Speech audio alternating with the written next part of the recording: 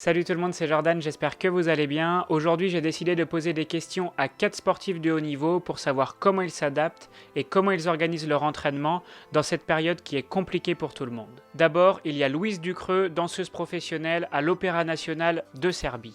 Il y a aussi Farah Claire, spécialiste du 400 mètres et du 400 mètres haies qui est en pleine préparation pour les Jeux Olympiques de Tokyo.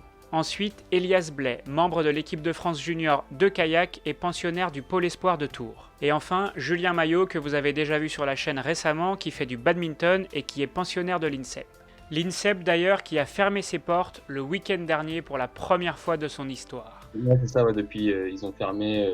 Alors ils nous avaient prévenu vendredi dernier qu'ils allaient fermer l'INSEP, mais ils laissaient en gros jusqu'à dimanche pour récupérer nos affaires, que ce soit dans à la salle ou même pour les internes de s'organiser pour quitter l'internat en fait. Le constat est le même pour Elias puisque son lieu d'entraînement, le Pôle Espoir de Tours, a été fermé jusqu'à nouvel ordre également. Ça fait une semaine donc, que le Pôle Espoir est fermé, on n'a plus du tout accès, donc on est rentrés tous chez nous.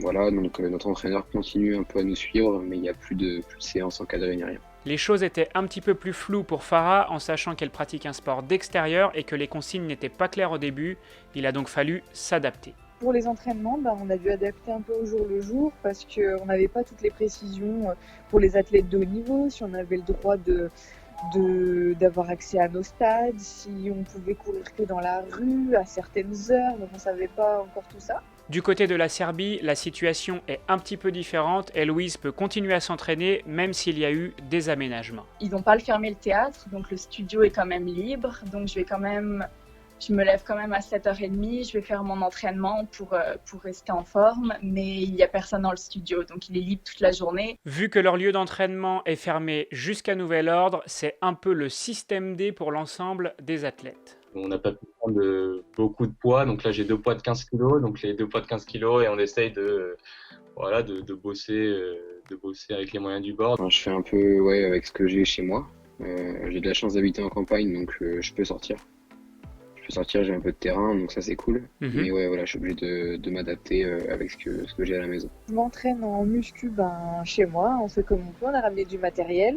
Ouais. Et puis au niveau des séances de course, je fais dans la rue autour de chez moi, en sachant qu'on a accès à peu près à 500 mètres autour de chez nous. Donc j'ai calculé les distances de course qu'il me fallait autour de mon quartier et puis je sors faire mes séances de course comme ça. Julien, qui est un grand compétiteur dans l'âme, profite de ce confinement pour faire des petits jeux à la maison avec sa compagne qui est elle aussi joueuse de badminton de haut niveau. Ça reste ludique, quoi, des petits jeux où il y a un petit challenge, où on se challenge parce qu'on comme on est sportif de haut niveau, on aime bien aussi se challenger et garder un petit peu cet aspect de compétition entre nous, quoi. Voilà, ouais. Je crois qu'elle a gagné d'ailleurs, Léa. Ouais, c'est le seul jeu qu'elle a gagné en 4 jours, donc je pense que c'est pour ça qu'elle est contente, quoi. Elias, qui est en terminale et qui va passer le bac en fin d'année, continue tout de même à suivre des cours, même si l'organisation est un peu compliquée à se mettre en place. Alors donc là c'est un peu compliqué encore, il y a des profs pour qui c'est un peu flou, il y en a qui ont réussi à bien s'adapter.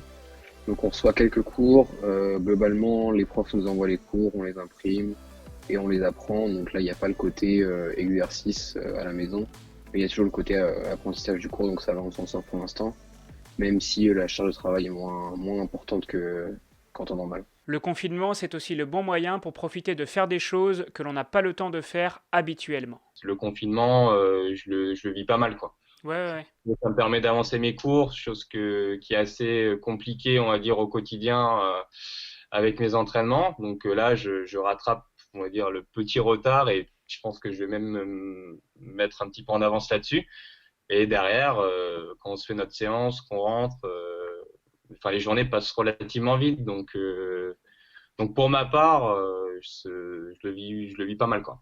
Pour Farah, qui en plus d'être athlète de haut niveau est entrepreneur et possède sa salle de coaching dans Lyon, la situation est délicate puisqu'elle a dû fermer ses portes. Même si on fait du coaching individuel, la loi ne nous autorise pas à ouvrir une salle de sport qui est un lieu public, donc qui accueille du public, donc on ne pouvait pas garder notre salle ouverte. Et donc voilà, on vous attend en forme pour reprendre la forme après ce confinement. Même si le confinement n'a pas encore été décidé en Serbie, la représentation de Louise qui était prévue pour fin mars a déjà été reportée voire annulées selon l'évolution de la situation. Toutes mes représentations ont été annulées. On avait une grande première qui devait être le 28 mars. Donc c'était un nouveau ballet, c'était un chorégraphe qui est venu spécialement pour chorégraphier cette pièce. Ça faisait 1 mois et demi qu'on travaillait dessus. Il y avait des nouveaux costumes, nouvelle musique. Enfin, c'était vraiment... Et tout le monde était très excité pour cette nouvelle pièce. Et là, elle est annulée ou reportée en septembre. Pour les autres, la situation est exactement la même. Leurs compétitions à venir ont été annulées et c'est flou pour la suite du calendrier. Et on se pose encore des questions puisque là, on a nos compétitions qui sont annulées jusqu'au... Alors, ils nous ont dit 20 avril. Jusqu'au 20 avril, c'est annulé. D'accord. Après, pour les compètes les plus importantes, elles vont arriver au mois de juin et juillet. On croise les doigts, on espère que ça va repartir. Donc pour le moment, je me projette pas trop. Comme je t'ai dit, je me focus plus sur mes cours et garder la forme. Donc ça, c'est la priorité. C'est ça, c'est le flou, on n'a pas eu de réelle indication. Nous, les compétitions estivales reprennent la 2e semaine du mois de mai. Donc pour l'instant, on ne sait pas si les compétitions auront encore lieu, mais on n'a pas eu d'arrêté, ni d'annulation, donc ni de report. Pour ce qui est des championnats non plus, les Jeux Olympiques qui sont fin juillet n'ont pas encore été statués. On ne sait pas s'ils vont être annulés ou reportés. Et pour les championnats d'Europe à Paris fin août, c'est pareil, on n'a pas encore de précision, donc on est dans le flou. Le gouvernement nous a maintenu le fait qu'il fallait qu'on s'entraîne et qu'on soit quand même prêt. Louise, qui peut encore s'entraîner normalement en Serbie, a décidé de rester sur place pour l'instant. Pour l'instant, je préfère rester ici parce que, comme j'ai dit, je peux m'entraîner, je peux encore sortir, alors qu'en France, la situation est un peu plus délicate. Farah, qui était en pleine forme puisqu'elle avait battu son record personnel lors des championnats de France indoor il y a quelques semaines et terminé 3e de la compétition, est un petit peu inquiète pour la suite. Si, ça m'inquiète quand même parce que sachant que je suis en forme, j'ai pas envie de perdre mon état de forme non plus. Ça fait peur aussi au niveau du mode de qualification. Est-ce qu'il va y avoir un autre mode de qualification? Est-ce que tout va se jouer sur une compétition? On n'a pas de précision là-dessus sur nos minima en jeu pour la qualification. Donc c'est la seule crainte que j'ai, c'est ça, c'est de perdre l'état de forme et de pas pouvoir pratiquer ma passion et de faire partager aussi aux autres ces belles compétitions à venir. Pour finir, je laisse le mot de la fin à Elias qui a des choses très très importantes à vous dire par rapport à ce confinement. Gardez la pêche et gardez la motivation. Je pense qu'il faut quand même garder de la motivation et se dire que c'est pas parce qu'on est cloîtré chez soi qu'il faut tout arrêter. Au contraire, on a plus de temps libre, donc on peut faire encore plus de sport. Et aussi, faire du sport, ça permet de garder de la bonne humeur, des choses comme ça, donc c'est très important. Il vaut mieux des fois se mettre des petites alarmes dans la journée en se forçant un petit peu au départ. Puis au bout d'un moment, on va prendre du plaisir et on va faire ça naturellement.